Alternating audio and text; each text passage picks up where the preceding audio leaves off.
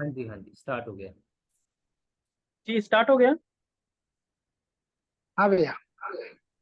आवाज सही आ रही है भैया? बिल्कुल बढ़िया। ठीक है ठीक है। जी शुरू करते हैं, ये भी दाता दयाल जी की मौज है। तो जो टॉपिक था, the law of attraction. Law का मतलब होता है, लॉ का मतलब होता है कि नियम। अट्रैक्शन का मतलब होता है कि आकर्षण। आकर्षण का एक सिद्धांत है, एक नियम है, जो अभी बहुत ज्यादा पॉपुलर है और काफी लोग इसके ऊपर प्रैक्टिस कर रहे हैं। आज हम उसी के ऊपर चर्चा करेंगे। आप बिल्कुल ध्यान से और बिल्कुल गौर लगा के सुनिएगा, ऐसा दाता दयाल जी अभी बोलेंगे, मुझे पूरा विश्वास है। और इतना शॉर्ट में, अपन को ज्यादा डीप में नहीं जाना है इसके अंदर। मैं तो आपको इसे अप्लाई करने का फॉर्मूला बताएंगे दाता दयाल जी कि कैसे अप्लाई करना है, किस प्रकार से करना है, और प्रैक्टिकल किया हुआ है। ऐसा भी नहीं कि ये ऐसे जो भी ये शब्द बोले जा रहे हैं टोटल सत्य शब्द है, इसमें कोई इधर उधर से नहीं है। जो मुझे अनुभव कराते हैं मेडिटेशन के दौरान, वो चीज मैं आपको बता रहा हूँ, वही चीज आपके सामने शेयर कर रहा हूँ। तो आप इन चीज को ध्यान से सुनिएगा। तो द लॉ ऑफ अट्रैक्शन जो नियम है, वो लाइक अट्रैक्शन लाइक के सिद्धांत पर काम करता है। और इसके लिए हमें किसी एक जगह बैठ के स्थिर होके या कुछ करने की जरूरत नहीं होती। परमात्मा ने बाय डिफॉल्ट हम सभी के अंदर ये एक्टिव कर रखा है। ऐसा नहीं कि मेरे अंदर ही एक्टिव है, हम सभी के अंदर ये एक्टिव चीज है। ये आकर्षण का नियम जो है, दो सिद्धांतों पर काम करता है। एक तो करता है एक्सटर्नल और एक करता है इंटरनल। एक्सटर्नल का मतलब होता है कि स्वयं के ऊपर, खुद के ऊपर। और इंटरनल का मतलब होता है किसी और के ऊपर अपन सिद्धांत को अप्लाई करें। तो जो सबसे पहला है इंटरनल, उसमें स्वयं के ऊपर हमका, इसके अंदर खुद का नियंत्रण रहता है। इसके अंदर हम खुद किसी चीज को अपनी तरफ आकर्षित कर सकते हैं। तो इसका सिद्धांत का जो अप्लाई करने का जो तरीका है, वो तरीका ऐसे है कि सबसे पहले हमें क्या करना होता है, किसी भी चीज के लिए फोकस लगाना पड़ता है उसके ऊपर। फिर energy flow in one direction, energy का फ्लो करना होता है एक ही डायरेक्शन के अंदर। फिर उसके बाद में क्लियरिटी आएगी। क्लियरिटी आने के बाद में फिर कॉन्फिडेंस बिल्डअप होगा। और कॉन्फिडेंस बिल्डअप होने के बाद में फिर एक्शन आएगा। और एक्शन होने के बाद में फिर रियलिटी होगी, जो आप चाहते हो वैसा होगा। ये एक सिद्धांत है, फॉर्मूला है, लिख लीजिए चाहे से आप। अभी लाइव पे आपको एग्जाम्पल भी देखने को मिलेगा। होता क्या है कि जैसे विजय, मैंने आपके पास एक वीडियो भेजा होगा, एक बार वो चला दीजिएगा ताकि उदाहरण से डायरेक्ट अच्छी तरह से समझ में आ जाए। अभी मैंने मेरा ही भेजा है एक वीडियो, ये दाता दयाल जी ने करवाया ये सब। आप देखिएगा एक बार।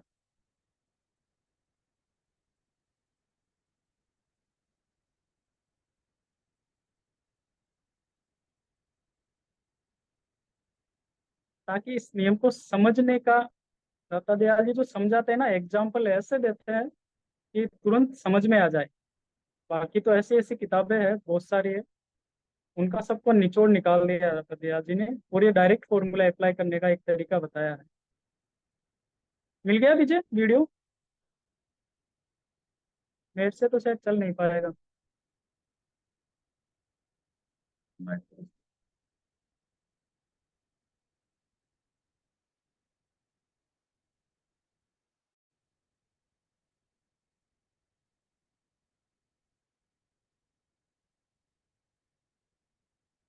हाँ ये वीडियो।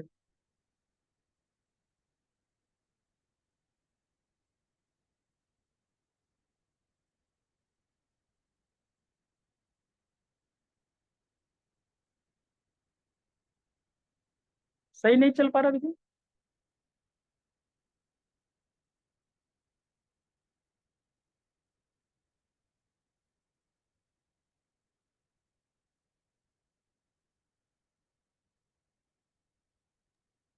अब आ रही थी भैया वीडियो। हाँ वीडियो चला नहीं, सही तरीके से नहीं चला। मैं वापस चलाता आवाज हूँ नहीं ना। आई, एक बार आवाज नहीं आई। हाँ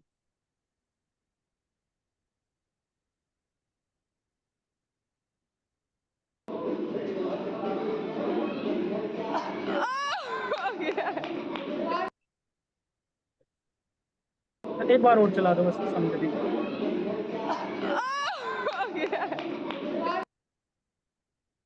ठीक है विजय, सही है। जी। मैं मेरी गुड़िया की एकेडमी के अंदर गया था।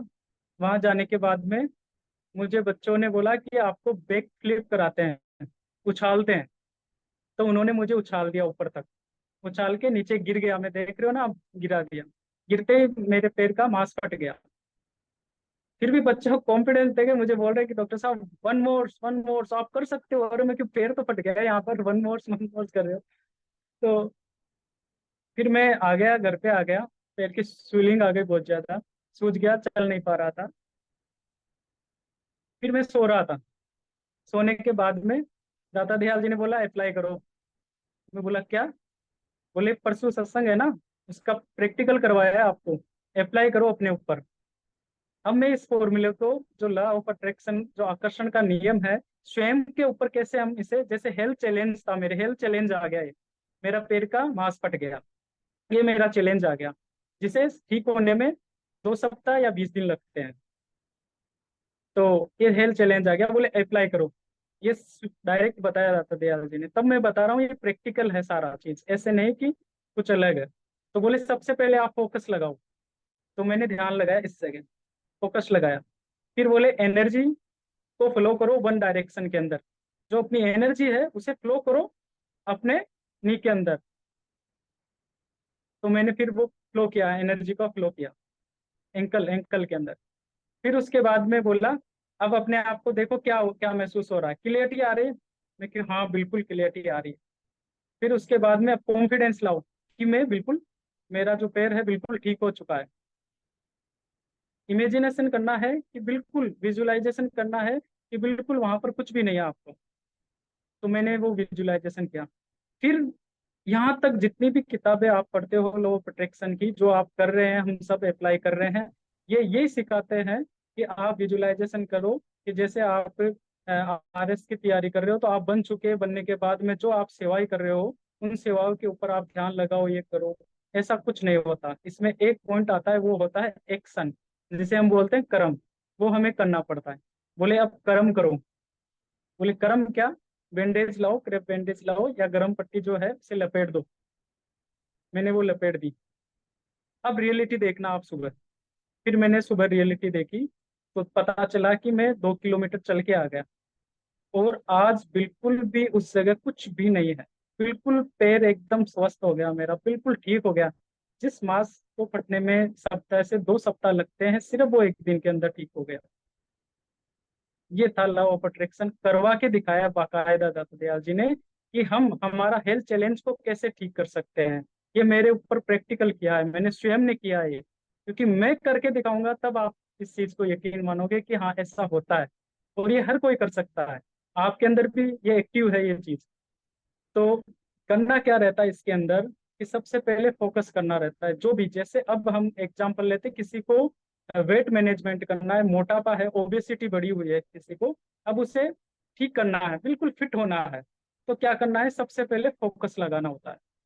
फोकस लगाइए आप ओबेसिटी के ऊपर, ध्यान लगाना है, एक जगह केंद्रित करना है, अपने विचारों को एक जगह एग्जिट करना है, एक साथ रखना है उनको।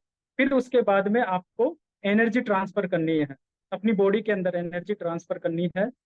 वन फ्लो में, एक ही डायरेक्शन में फॉलो करनी है कि बिल्कुल मैं फिट हो चुका हूँ, मेरा शरीर बिल्कुल एकदम फिट है। फिर उसके बाद में आपकी क्लियरिटी आएगी, ऑटोमेटिक एक क्लियरिटी शब्द होगा कि हाँ, आपको ऐसा लगेगा बिल्कुल मैं क्लियर, बिल्कुल मैं फिट हो चुका हूँ।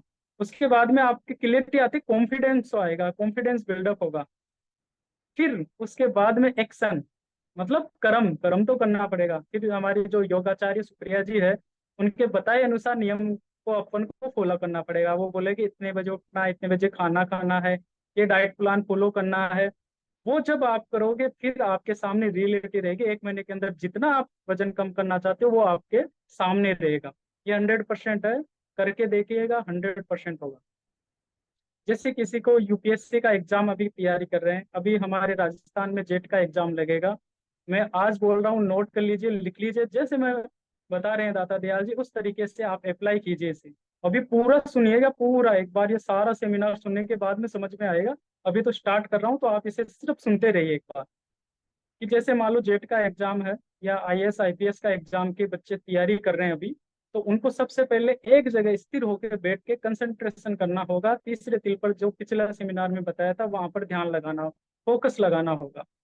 फिर जो अपनी एनर्जी है, उसे इधर उधर, एनर्जी पूरे अंगों की एनर्जी आ गई इसके अंदर। अपनी वो कब ज्यादा वाक नहीं करना फोन पर, सब एक जगह। जो एनर्जी हम बॉडी में है हमारे अंदर, जो ब्रह्म ऊर्जा है, उसे हमें एक जगह एक ही डायरेक्शन में फॉलो करना है। उसको फॉलो करने के बाद में फिर क्लियरिटी आएगी आपके अंदर। आपको लगेगा कि बिल्कुल मैं आईएएस आईपीएस बन चुका। जैसे अभी 480 का होता है जेट का एग्जाम, तो आप 430 नंबर विजुलाइज कर लो कि 430 मेरे आ चुके। फिर आपके अंदर कॉन्फिडेंस आएगा। कॉन्फिडेंस आएगा आपके अंदर कि हाँ, 430 नंबर में ला सकता हूँ, आ गए मेरे नंबर। फिर एक्शन, फिर पढ़ना तो पड़ेगा। ऐसा कोई नहीं है, कोई चमत्कार नहीं है कि बस सोचते ही काम हो गया। नहीं, एक्शन करना पड़ेगा, उसके अकॉर्डिंग करना पड़ेगा आपको। 7 दिन तक, अभी जब एग्जाम लगे, जो 2 जून को एग्जाम है, तब तक मौन रहना है, बिल्कुल शांत स्वभाव से रहना है आपको। फिर उस एक्शन जो पढ़ रहे हो उसे अप्लाई करो, पढ़ो आप। फिर आपके 430 नंबर आए तो मेरे से बात करना, 100% 430 नंबर आ जाएंगे।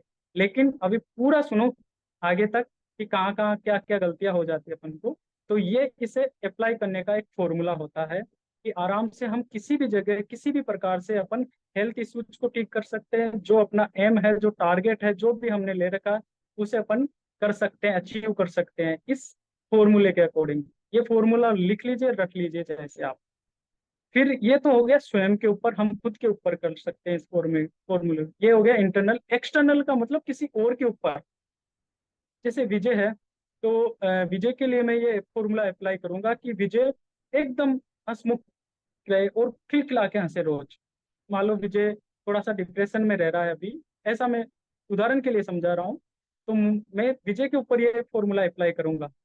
लेकिन इसके लिए क्या करना रहता है कि जब आप फॉर्मूला अप्लाई करेंगे ये फॉर्मूला, तो सबसे पहले खुद को खिलखिला के हंसना पड़ेगा। और उदाहरण से समझते हैं, जैसे पति पत्नी का समझते हैं। जैसे पति की बात पत्नी नहीं मान रही, कोई भी नहीं मान रही, वो कुछ भी नहीं मान रही, हमेशा वो गुस्से में रहती है, क्रोध में रहती है। तो अब आपको क्या करना, इतने दिन तो क्या इंटरनल खुद पर एक प्रैक्टिस किया आपने। अब जैसे वो सामने आई, तो आपको मुस्कुरा के प्रेम से बात कीजिए उससे। और जो विजुलाइज कर रहे हो आप कि बिल्कुल वो प्रेम, हम दोनों आराम से प्रेम से रह रहे हैं, बिल्कुल वो प्रेम से बात करें, प्रेम से खाना खा रहे हैं, तो ये अप्लाई हो जाएगा। लेकिन स्वयं को करना पड़ेगा, पहले खुद को करना पड़ेगा। ये एक्सटर्नल होता है। तो एक्सटर्नल में क्या, ग्रुप होता है। भाई स्वयं में तो क्या खुद का ही डिसीजन रहता है, खुद ही कर सकते हैं। एक्सटर्नल में किसी और के ऊपर अपन करते हैं, जैसे प्रार्थना करते हैं। जैसे बोलते हैं कि मेरे लिए प्रार्थना करो, अभी दीदी के लिए प्रार्थना की है अपन ने। तो वैसे किसी और पर करते हैं, तो उसके लिए खुद को पहले प्रिपेयर होना जरूरी रहता है इसके अंदर। तो ये होता है एक्सटर्नल।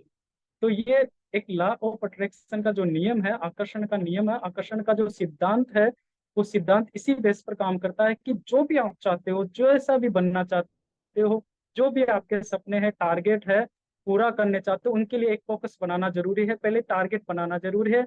उसके बाद में अपनी जो एनर्जी है बॉडी के अंदर, उसे वन डायरेक्शन में फॉलो करना जरूरी है। एनर्जी जैसे आपकी फॉलो होगी, आपकी क्लियरिटी आ जाएगी। क्लियरिटी आने के बाद में आपके अंदर कॉन्फिडेंस स्वयं ही दिखने लग जाएगा, झलकने लग जाएगा। कॉन्फिडेंस आते ही फिर आप एक्शन करोगे उस काम पर। और एक्शन जैसे आप एक्शन करोगे, कर्म करोगे, तो आपके सामने जो आप चाहते हो वैसा आप दिखोगे। तो ये लॉ ऑफ अट्रैक्शन का एक सिद्धांत है, नियम है, जो अभी हमने समझा। अब इस लॉ ऑफ अट्रैक्शन का दूसरा पार्ट अपन देखते हैं। ये दे दो काम दे। इस उदाहरण से समझ लीजिए आप। अटेंशन का मतलब सावधान रहना होता है। जैसे मैंने, अब देखो मेरी रीढ़ की हड्डी बिल्कुल सीधी है। आप सभी लोग कैसे, कोई कैसे बैठा है, कोई पलंग पे सो रहा है, कोई क्या कर रहा है, कोई कैसे कर रहा है। रीढ़ की हड्डी सीधी रख के फिर सुना करो, और मुस्कान स्पाइन लेके फिर सुना करो। ऐसे सोचो कि परमात्मा अपन को देख रहे हैं और हमेशा फोटो खींच रहे हैं। तो ये मान लो चुंबक है। अपन ने क्या किया कि लॉ ऑफ अट्रैक्शन को अप्लाई करना सीख गए, खुद पर भी दूसरों पर भी। अब क्या गलती होती है, कहाँ कहाँ अपन से मिस्टेक हो रही है, वो हम देखते हैं। ये चुंबक है, ये चुंबक है, उदाहरण के लिए इस चुंबक समझते हैं। ये दाता दयाल जी ने बताया कि इससे सबके तुरंत ही समझ में आ जाएगा। तो ये चुंबक है।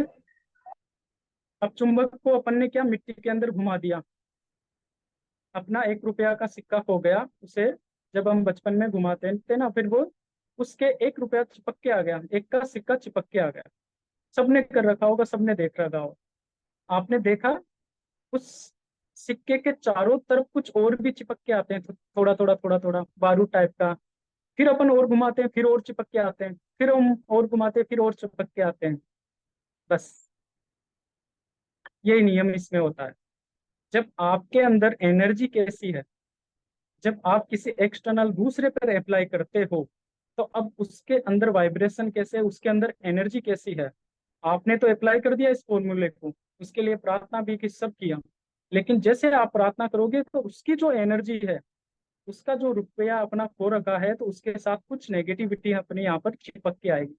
ये किसी बुक में नहीं लिखा हुआ है, किसी ने आज तक नहीं बताया कि ये क्या हो रहा है।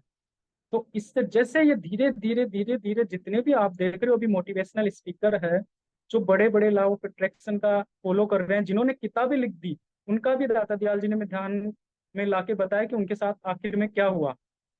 तो होता क्या है कि जब हम किसी के लिए एनर्जी ट्रांसफर करने लग जाते हैं, अप्लाई करने लग जाते हैं, तब क्या होता है कि जो नेगेटिविटी है, उनकी जो एनर्जी है, वो हमारे अंदर आने लग जाती है। इसीलिए तो पापा जी ने एक शब्द बताया कि किसी की निंदा नहीं करनी चाहिए। तो निंदा का शब्द भी है ये, कि अगर आप किसी की निंदा करोगे तो उसकी एनर्जी आपके अंदर ट्रांसफर हो जाएगी और आपकी उसके अंदर चली जाएगी। तो इसी सिद्धांत के अंदर ये भी होता है। तो जैसे जैसे आप अपनी एनर्जी वहां पर छोड़ोगे, जबकि आपकी एनर्जी इतनी पावरफुल नहीं है, फिर भी आप अप्लाई कर रहे हो, तो फिर क्या होता है, डोस, DOSE, dopamine, oxytocin, serotonin, endorphin, ये केमिकल हार्मोन्स है, ये इम्बेलेंस होना शुरू हो जाता है। और जैसे ये इम्बेलेंस होंगे, फिर क्या होगा, क्योंकि आपने क्या किया, मतलब आम भाषा में अगर इसे समझे तो अपनी शक्तियां जागृत करने की कला है एक ये, आजकल बहुत ज्यादा हो रही है।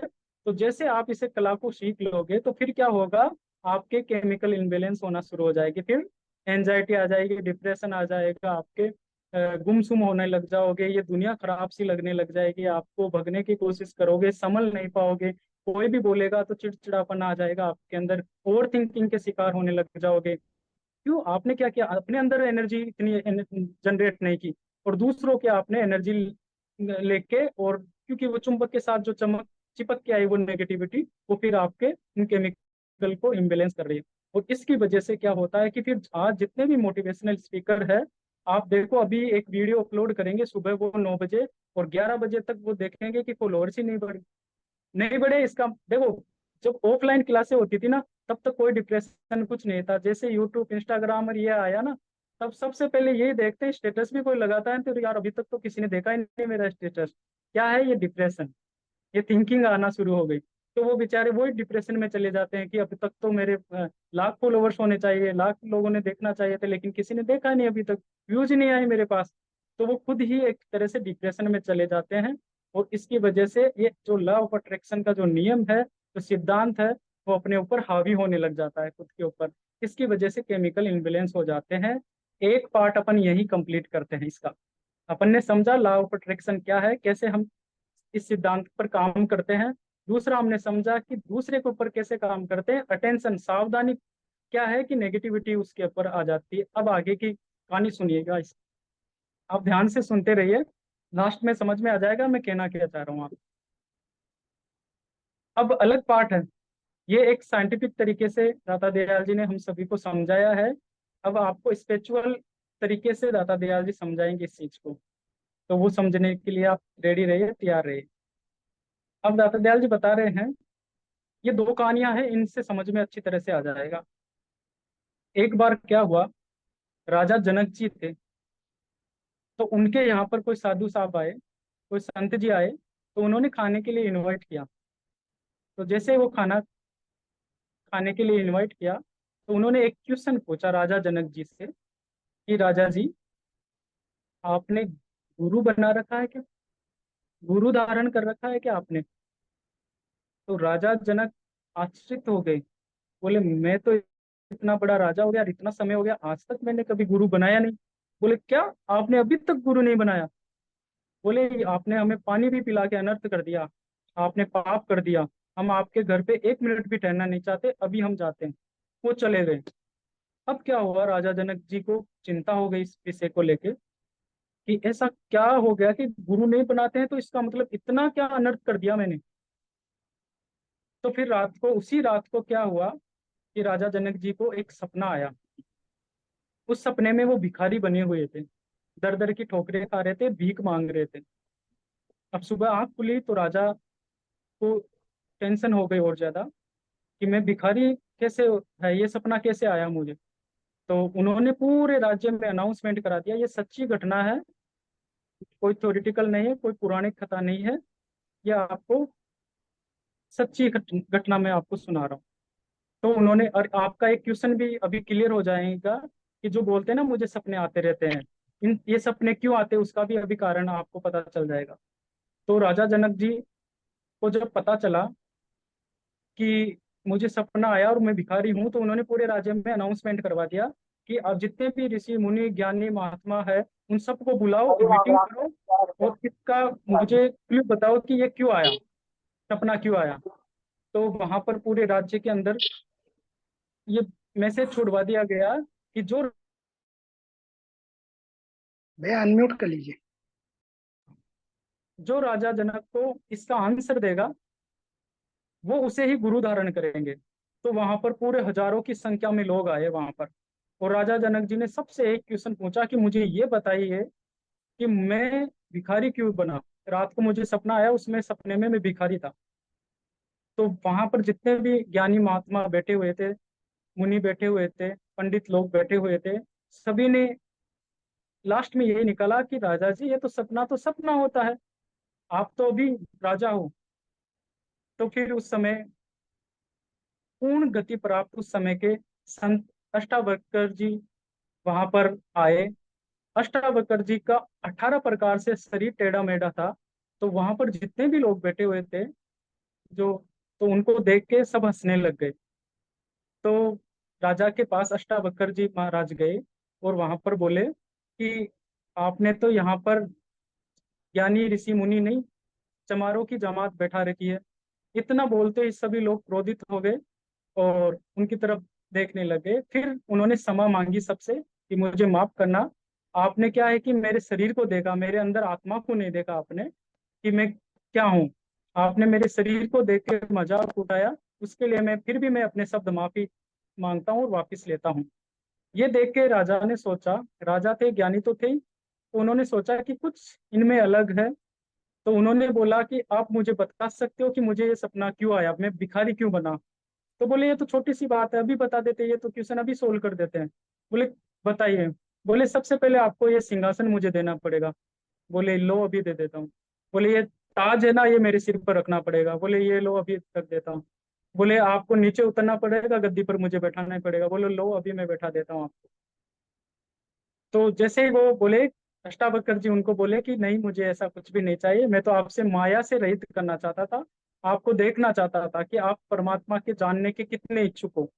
बोले मैं इनके लिए नहीं आया हूँ।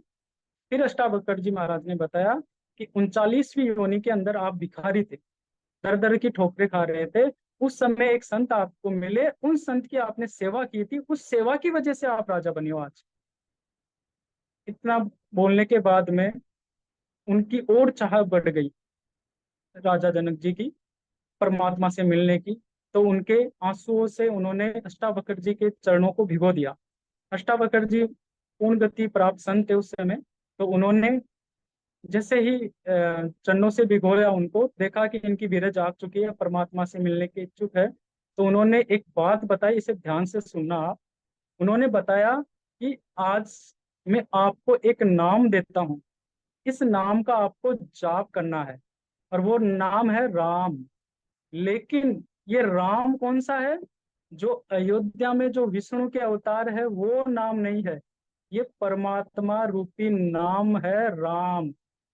आज तक हमारे शास्त्रों में कहीं पर भी उल्लेख नहीं कर रखा कि ये राम कौन थे। सब हम जो विष्णु के अवतार है, कबीर साहब जी ने भी राम के बारे में बताया, नानक साहब सबने बता रखा, लेकिन ये नाम जो राम था ना, ये उस समय का वैलिड शब्द था, जपा जाता था उस समय का। तो राम बोला जाता था, राम राम बोल के, और नाम का रसायन पिया जाता था। बोले ये नाम जपना है, लेकिन जो अयोध्या में बैठे हैं विष्णु के अवतार है उनको नहीं, ये परमात्मा रूपी नाम है राम, ये आपको जपना है।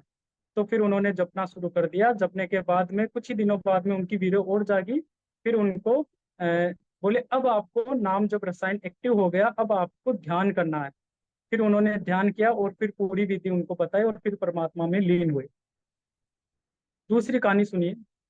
एक समय, ये भी सच्ची घटना है, ये रामायण के उदाहरण से मैं आपको समझा रहे हैं दाता दयाल जी हम सभी को।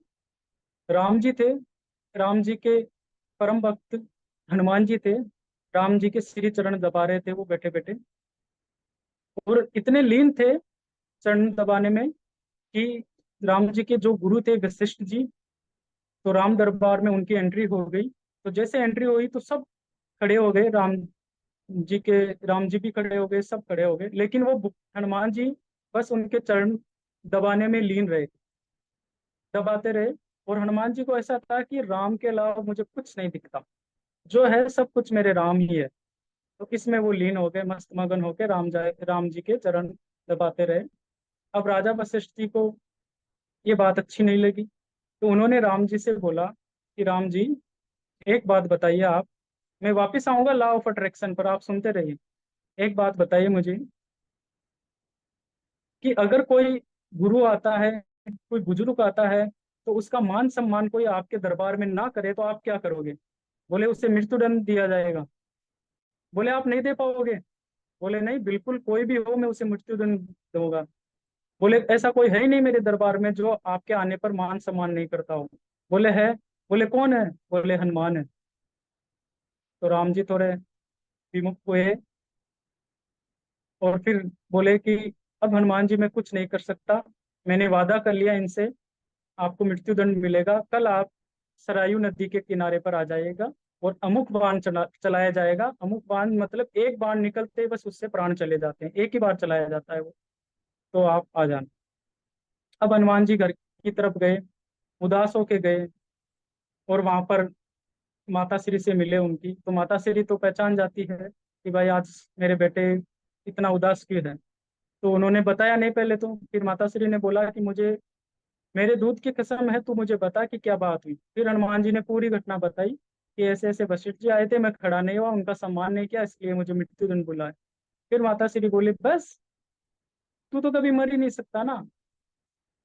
माता श्री बोल रही है हनुमान जी को कि आप तो कभी मर ही नहीं सकते, आपको मैं एक तरीका बताती हूँ बेटा आपको, और इस तरीके से आपके बाण भी असर नहीं करेगा। और कल बुलाया तो अभी जा सरयू नदी पर। बोले क्या करना है माता श्री? बोले आज से ही परमात्मा रूपी राम का नाम जपना शुरू कर देना, वहां पर बैठे बैठे बैठे बैठे राम शब्द बोलना। तो हनुमान जी चले गए उसी समय, और राम का नाम जपना शुरू कर दिया उन्होंने। राम राम राम राम राम राम चालू कर दिया, सिमरन चालू कर दिया उन्होंने। और सारी भीड़ इकट्ठी हो गई वहां पर, गुरु वशिष्ठ जी भी आ गए वहां पर। वहां पर आने के बाद में तीर अमुक बाण चलाया गया राम जी के द्वारा, तो वो लग ही नहीं रहा उनके। फिर चलाया गया, एक ही बार चलाना होता है, लेकिन फिर राम जी ने चलाया, क्या पता क्या हुआ, फिर नहीं लगा। वशिष्ठ जी ने बोले राम जी आप गलती कर रहे हो, आप परम भक्त के ऊपर सही तरीके से। बोले नहीं, आप चला के देखिए, मैं सही तरीके से चला रहा हूँ, बाण चल नहीं रहा है। तो फिर वशिष्ठ जी हनुमान जी के पास गए। वहां पर जाने के बाद में देखा तो वो लीन थे, मतलब ही नहीं था किसी से, राम शब्द में लीन हो रखे थे। पता है वशिष्ठ जी क्या बोलते हैं? राम जी, आपसे भी बड़ा ये नाम है, नाम रसायन है। अब मुझे समझ में आ गया कि नाम क्या है। तो फिर वो जंगल में चले गए, बोले मैं अब सब छोड़ छाड़ के इस नाम रसायन को जपूंगा। दूसरी कहानी यहाँ पर खत्म होती है। तो ये दो कहानियां मैंने आपको बताई, कहानियां नहीं थी, एज इट इज सत्य शब्द थे। अब मैं वापस लॉ ऑफ अट्रैक्शन की तरफ आता हूँ, जो सिद्धांत दाता दयाल जी ने अभी समझाया। तो यहाँ पर हमें एक चीज समझ में आती है। राजा जनक जी थे, उनसे भी एक क्वेश्चन पूछा गया था कि आपने कभी गुरु बनाया है क्या? तो उनको रात को नींद नहीं आई। तो आज मैं आप सभी से पूछता हूँ कि आपने भी किसी को गुरु बनाया है क्या इस मामले के अंदर? अगर बनाया है तो सच्चे संत होना जरूरी है, और सच्चे संत है तो फिर आपके ये हो ही नहीं सकता, जो आप अप्लाई करोगे वो 100% सही होगा। क्योंकि मेरा अभी मैंने आपको लाइव बताया, मेरा पैर का मांस फट चुका था, मैंने एनर्जी ट्रांसफर की और मेरा जो 2 सप्ताह में ठीक होना पेड़ था वो 1 सप्ताह, 1 दिन में दादा दयाल जी ने बिल्कुल 99.99% ठीक कर दिया उसे।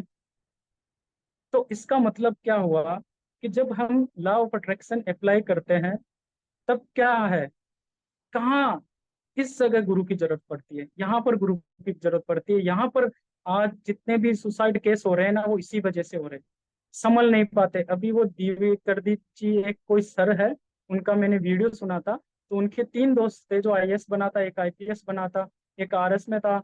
और उनके कुछ, उन्होंने ज्यादा नहीं बताया, 3 लोगों की स्टोरी बताई थी, 3 बहुत अच्छी पोस्टों पर थे और वो तीनों ने सुसाइड की थी। और लास्ट में उन्होंने ये निष्कर्ष निकाला था वो अपने आप को संभाल नहीं पाए।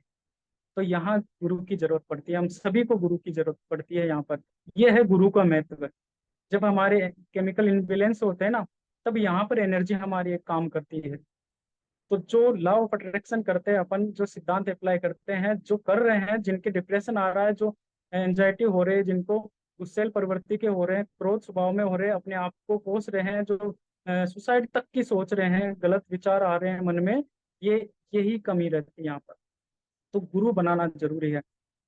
दूसरी बात, राजा जनक जी को अष्टावक्र जी ने क्या बोला कि आपको वैलिड शब्द राम, उस समय का शब्द वैलिड था। आज का शब्द वैलिड क्या है पता है क्या आपको?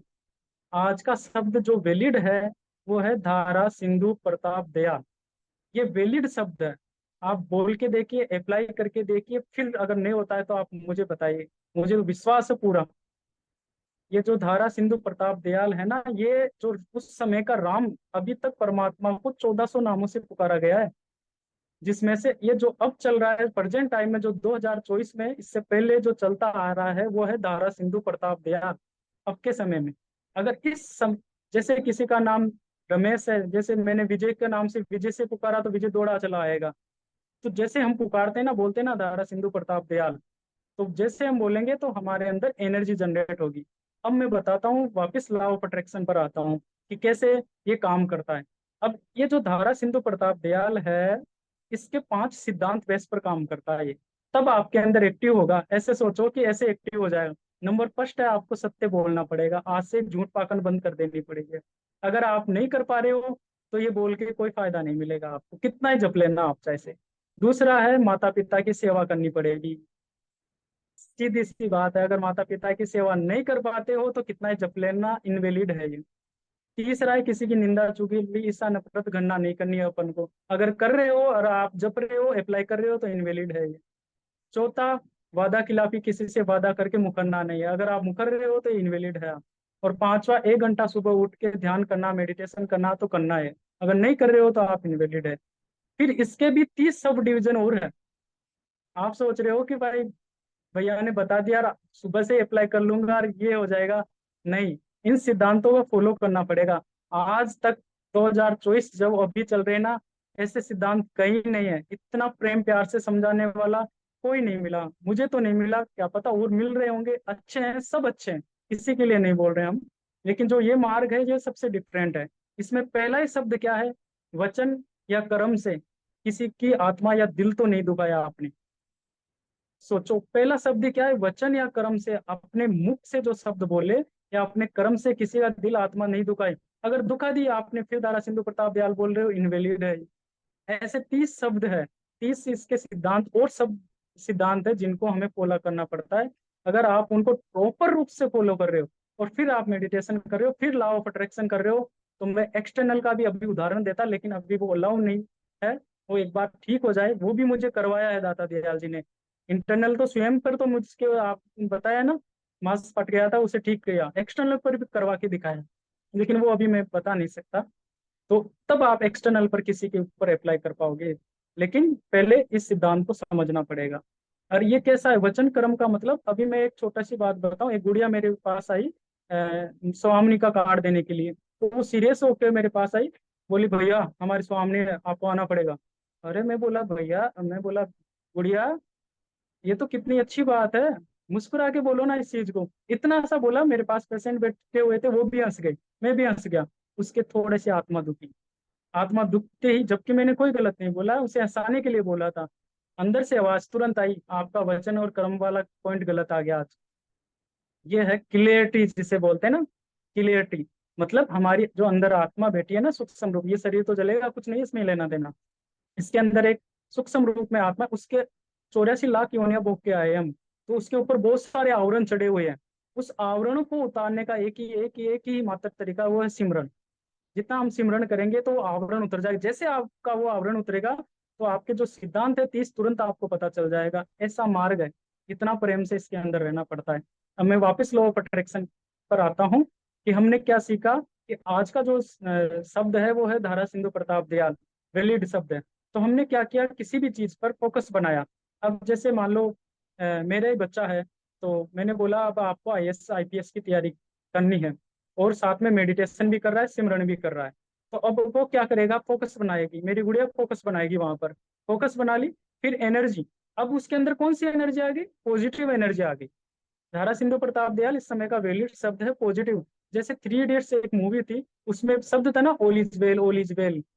बस वो एक एनर्जी के शब्द थे, वो तो एक उस हिसाब से थे। ये तो बहुत पावरफुल एनर्जी के शब्द है। तो जैसे आप क्या बोलोगे, दादा सिंधु प्रताप दिया energy, energy in energy flow in one direction.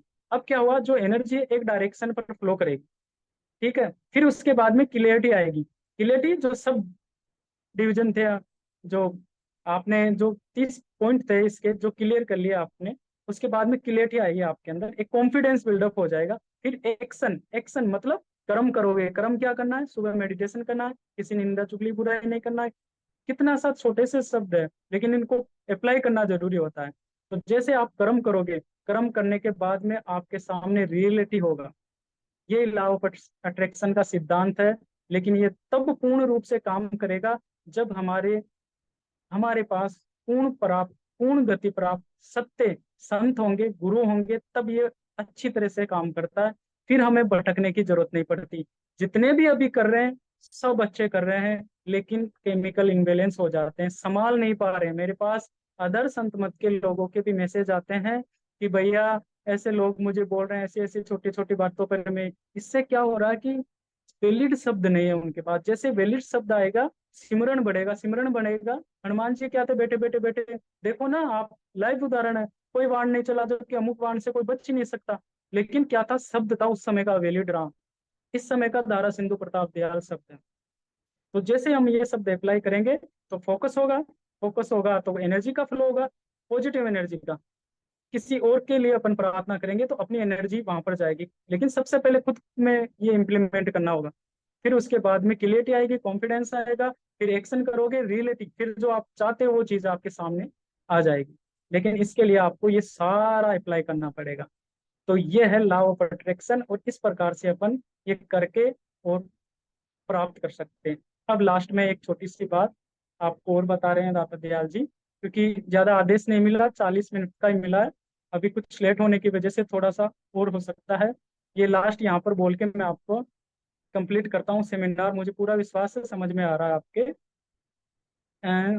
एक मुगल बादशाह थे, तो उस समय अर्जुन देव जी 5वें गुरु थे।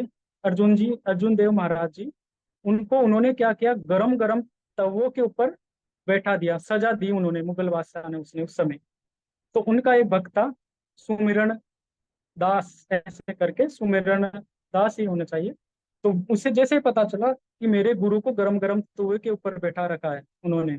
अब ये अलग पार्ट है, लॉ ऑफ अट्रैक्शन पूरा कंप्लीट हो चुका है, ये अलग पार्ट है। इसे समझिए आप, यहाँ से आपके अंदर एक विश्वास जागेगा। तो वहां पर गरम गरम तवे के ऊपर बैठा दिया। जैसे उसने पता चला, वो गुरु जी के वहां पर आ गया, अपने संत जी के पास में आ गया, और बोला कि आपने मुझे बताया नहीं, अगर आप मुझे आदेश दे दो, मैं 1 मिनट में क्या नाम, दिल्ली से लाहौर तक ईंट से ईंट बजा दूंगा अभी, और इस मुगल बादशाह को ऐसे खदेड़ के बाहर निकाल दूंगा। तो अर्जुन देव जी महाराज ने पूछा, रे तेरे अंदर इतनी ताकत कहाँ से आ गई, इतना पावर कहाँ से आ गया? तो बोले, एक दिन आप गन्ने के खेत में गए थे और गन्ना खाया था आपने, आधा खा के आधा मुझे दे दिया था, वो मैंने चूसा था, उसके बाद में मेरे अंदर पावर आ गया। तो बोले, तो बेटा मैं भी ये कर सकता हूँ ना भाई, ये काम तो मैं भी कर सकता हूँ। लेकिन क्या है, मैं परमात्मा की मौज में बैठा हूँ, उस मालिक की रजा में बैठा हूँ, मैं गुरु नानक जी का ध्यान लगा रहा हूँ। बस मैं वहां पर हूँ, सचखंड में, यहाँ पर मिल रहा है। उसकी मौज वो देख नहीं रहा है, उसे पता नहीं है, सब पता है उसे। उसकी मौज में, ये होता है मौज में रहने के लिए। गुरु नानक साहब, कबीर साहब, पलटू साहब, जितने भी संत हुए हैं ना, गुरु नानक साहब जी को क्या करवाया था, जेल में चक्की पिसवाई थी, जो हम पढ़ते रहते हैं आज। कबीर साहब जी के साथ क्या किया था, हाथी के ऊपर से चलवाया था। ठीक है। पलटू साहब जी के साथ क्या किया था।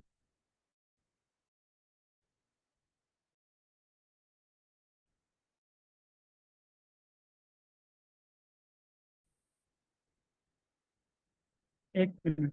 पलटू साहब जी के क्या साथ क्या किया था, गरम गरम तवों के कढ़ाई के अंदर उनको तला गया था। जितने भी संत हुए हैं ना आज तक, उनके साथ ऐसा हुआ है। लेकिन सोचो, वो तो पीएचडी किए हुए, गुरु नानक साहब, कबीर साहब, स्वामी जी महाराज साहब, पापा जी, लिविंग गुरु पापा जी, कबीर साहब, गुरु नानक साहब, ये डायरेक्ट सचखंड से आई हुई आत्मा है, डायरेक्ट पीएचडी की हुई आत्मा है।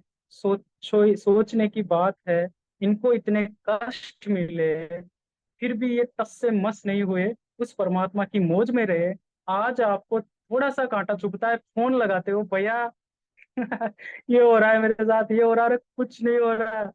कितने, 1 साल हो गए, आज 1 साल, क्या ज्यादा ही दिन हो गए, ज्यादा ही महीने हो गए। दाता दयाल जी रोज ऑनलाइन ये सत्संग करे, महीने में एक बार। इन सब का निचोड़ क्या है, पूरा संत मत क्या है, समझने की कोशिश कीजिए। क्या है, उस परमात्मा की मौज में रहना, बस खत्म लपड़ा। इतने इतने क्यों लगा रहे हैं, कर्म कट रहे हैं। या तो आते नहीं आप, आए हो तो यहाँ रुकना पड़ेगा, रुकना पड़ेगा तो कर्म काटने पड़ेंगे। तो जिसको नाम दान मिल गया उसे छोड़ेंगे नहीं दाता दयाल के, जिसको मोहर लग गई उसे लेके जाएंगे, कन्फर्म लेके जाएंगे, चाहे से आप कितने छुट्टे पर हो आज। थोड़ा सा कुछ होते ही इतना इतना कष्ट तो मिल ही नहीं रहा ना, ये पापा जी की वजह से। पापा जी की भक्ति इतनी पावरफुल है, आपको पता नहीं कितने कर्म ले रखे हैं आज पापा जी ने, मौन बैठे हैं। कुछ तो ध्यान लगाइए, हम सबको लगाने की जरूरत है।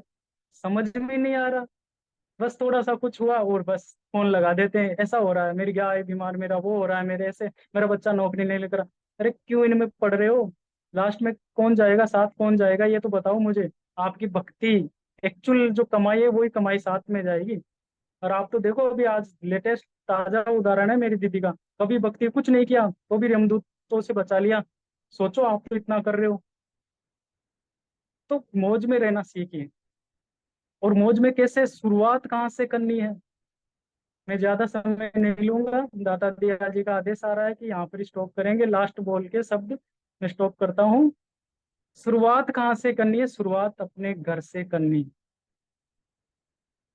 मैं बोल रहा हूँ, लिख लो, चाहे से नोट कर लो। अगर आप घर में प्रेम से रहते हो, प्रेम प्यार से रह रहे हो घर के अंदर, शुरुआत वहां से करनी है। फिर घर में प्रेम प्यार से रहोगे तो उसके बाद में कौन आता है, अपना समाज, समाज के लिए आप आओगे, समाज में प्रेम प्यार से रहोगे आप, तो समाज क्या करेगा, आपको महान व्यक्ति बनाएगा। समाज महान व्यक्ति बनाने के बाद में आपको सच्चा, कि सच्ची संत के शरण में हो, सत्यवादी हो, तो सच्चा मनुष्य बनोगे आप। सच्चा मनुष्य बनते ही समाज आपको क्या करेगा, देवता बना देगा। जैसे ही आप सच्चे संत की शरण में आओगे, आपको सत्य के मार्ग पर चलने लग जाएंगे हम, तो फिर क्या होगा, उसके बाद में भगवान बन जाएंगे। भगवान क्या, भगवान के बाद में आपको परमात्मा का, जब आप पूर्ण रूप से सत्य के मार्ग पर चल जाओगे, परमात्मा स्वरूप हो जाओगे। और जब परमात्मा स्वरूप हो जाएंगे तो सारे सुख आपके कदमों के नीचे रहेंगे।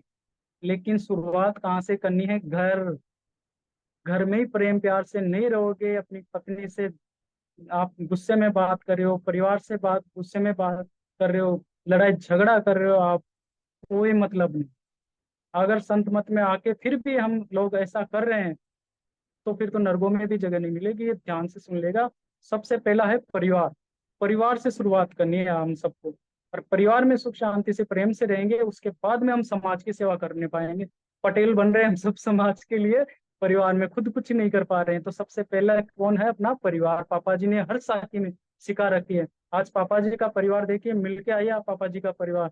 स्वर्ग स्वर्ग देखना है तो आप राउत भाटा चले जाइए, मैं बोल रहा हूँ। ऐसा, हमें तो ऐसा लगता है कि कब जाए वहां पर, स्वर्ग का तो आनंद यहीं मिल जाएगा। तो अपने पापा जी ने बोला, जैसे मेरा परिवार वैसे आप अपने परिवार को भी स्वर्ग बनाइए ना आप। अब दाता दयाल जी का आदेश आ रहा है, ठीक है, यहाँ हम सत्संग को स्टॉप करेंगे। तो आज जो लॉ ऑफ अट्रैक्शन जो दाता दयाल जी ने बताया, मुझे पूर्ण विश्वास है, पूर्ण विश्वास है आपको अच्छी तरह से समझ में आया है। और आगे जो दाता दयाल जी का आदेश रहेगा, उस अनुसार फिर मिल